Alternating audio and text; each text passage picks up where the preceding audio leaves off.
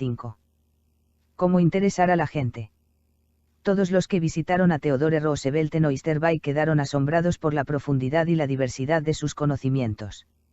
Fuese un vaquero o un soldado de caballería, un político de Nueva York o un diplomático quien lo visitaba, Roosevelt sabía de qué hablar. ¿Cómo lo lograba? Muy sencilla es la respuesta. Siempre que Roosevelt esperaba a un visitante se quedaba hasta muy tarde, la noche anterior a su llegada, instruyéndose en el tema sobre el cual sabía que se interesaba particularmente el huésped esperado. Porque Roosevelt no ignoraba, como los grandes líderes, que el camino real hasta el corazón es hablarle de las cosas que más preciadas le son. El cordial William Lyon Phelps, ensayista y profesor de literatura en Yale, aprendió esta lección al comenzar la vida. Cuando tenía 8 años y me encontraba un fin de semana de visita en casa de mi tía Liv Billingsley, en Stratford, sobre el Housatonic, escribe Phelps en su ensayo sobre Human Nature, llegó una noche un hombre maduro, y después de una cortés escaramuza verbal con mi tía volcó su atención en mí.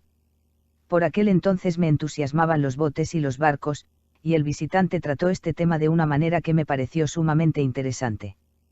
Cuando se retiró, hablé de él con entusiasmo. ¡Qué hombre! ¿Y cómo se interesaba por la navegación? Mi tía me informó que era un abogado de Nueva York, que no tenía interés alguno en botes ni en barcos. Pero, ¿por qué no hizo más que hablar de botes? Porque es un caballero, respondió mi tía. Advirtió que te interesaban los botes, y habló de las cosas que sabía te interesarían y agradarían. Quiso hacerse agradable. Nunca olvidé las palabras de mi tía. Al escribir este capítulo tengo a la vista una carta de Edward L. Chelif, quien se dedicó activamente a la obra de los Boy Scouts. Un día, escribía el señor Chelif, comprobé que necesitaba un favor. Se estaba por realizar una gran convención de Boy Scouts en Europa, y quería que el presidente de una de las más grandes empresas del país pagara los gastos de viaje de uno de nuestros niños. Afortunadamente, poco antes de ir a ver a este hombre, supe que había extendido un cheque por $1.000.000 y que, después de pagado, y cancelado, le había sido devuelto para que lo pusiera en un marco. Lo primero que hice cuando entré a su despacho fue pedirle que me mostrara ese cheque.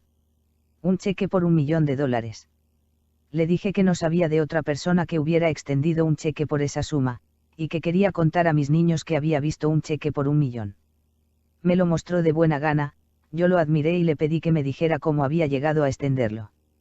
Ya habrá notado usted, ¿verdad?, que el señor Chelif no empezó a hablar de los Boy Scouts ni de la convención en Europa, ni de lo que él quería.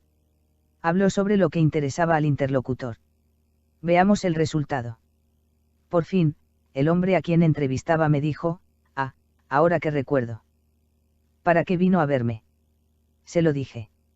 Y con gran sorpresa mía, no solamente accedió inmediatamente a lo que le solicitaba, sino que concedió mucho más.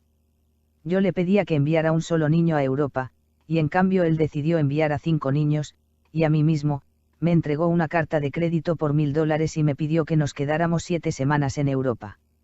Además, me dio cartas de presentación para los jefes de sus sucursales, a fin de que se pusieran a nuestro servicio, y él mismo nos recibió en París y nos mostró la ciudad.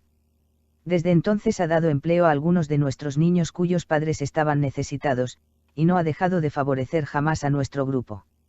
Pero bien sé que si yo no hubiese descubierto primero el interés principal de este hombre, y no le hubiera hablado de ello, no lo habría encontrado tan fácil de convencer. Es valiosa esa técnica para emplearla en los negocios. Veamos. Tomemos el ejemplo de Henry G. Duvernoy, de la empresa Duvernoy & Sons, una de las mejores panaderías de Nueva York. El señor Duvernoy quería vender pan a cierto hotel de la ciudad. Durante 4 años había visitado al cliente todas las semanas.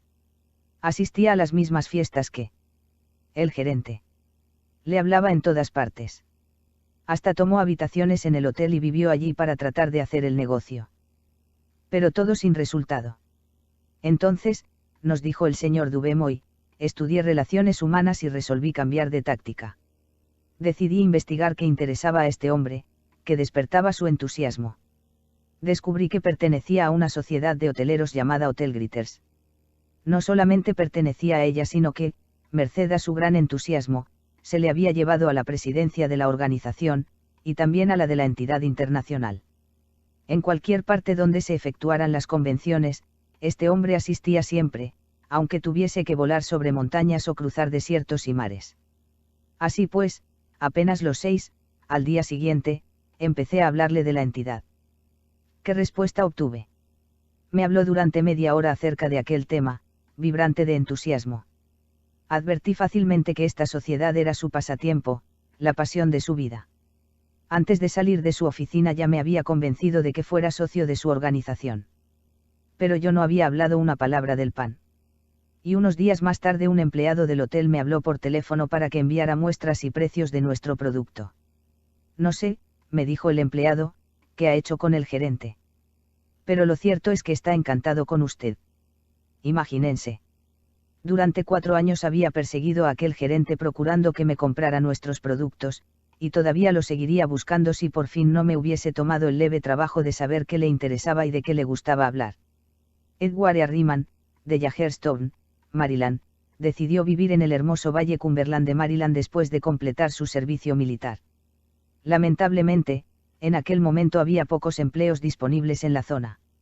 Una pequeña investigación sacó a luz el hecho de que muchas empresas de la región eran propiedad de un hombre que había triunfado espectacularmente en el mundo de los negocios, Reverendo J. Funkhouser, cuyo ascenso de la pobreza a la opulencia intrigó al señor Arriman.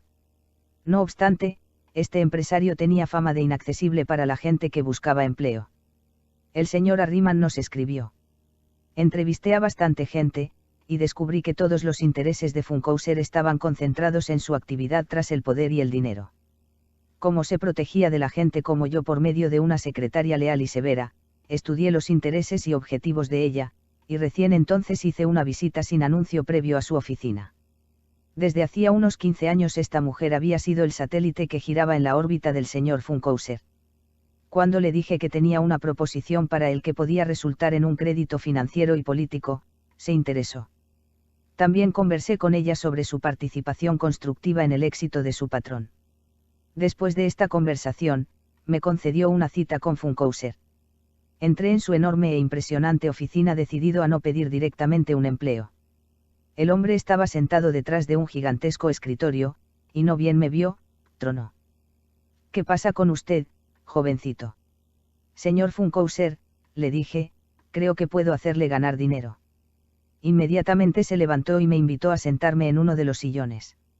Le hice una lista de mis ideas y también de los antecedentes personales que me ponían en condiciones de hacer realidad esas ideas, subrayando los aspectos en que podrían contribuir a su éxito personal y al de sus empresas.